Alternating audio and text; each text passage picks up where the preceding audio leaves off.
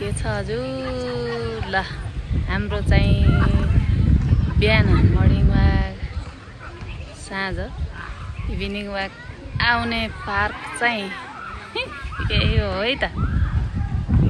कसैलाई टाइम नभएर हैरान, कसैलाई फेरि टाइम पास गर्नाले हैरान। हाम्रो फेरि टर्म नमिले पनि सँगसँगै चाहिँ हो के गाइज, चुप्प लाएर हैन।